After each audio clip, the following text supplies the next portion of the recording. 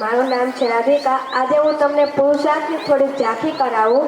હું વિદ્યાની દાની છું। કેળવણીની પ્રયોગશાળા છું। હા, હું જ પુરુષાર્થ છું। હું નીત નવા પ્રવૃત્તિની શાળા છું। હું નીત નવી પ્રવૃત્તિની શાળા છું। કેજી થી ધોરણ 12 છું। હા, હું જ પુરુષાર્થ છું। હું રળિયામણું ઘર છું। બરડાની ગોદમાં રહેલી તપોવન છું। હા, હું જ પુરુષાર્થ છું।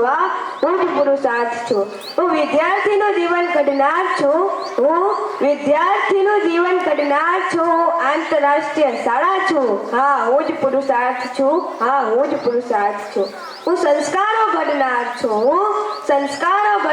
છું। માં સરસ્વતીનું મંદિર છું। હા, હું જ પુરુષાર્થ છું। હું ભીમસિંહભાઈના કેળવણીની બનેલી છું। સમર્થીના આધ્યાત્મિક વિચારોથી ચાલી રહી છું। હા, હું જ પુરુષાર્થ છું। હવે હું તમને થોડી ગામડાની મોજની વાત કરું। જ્યાં સવારમાં ઘંટીઓ ગાજતી હોય, લેટિયાના મીઠા રણકારો સંભળાતા હોય, આવી મોજ તો ગામડામાં જ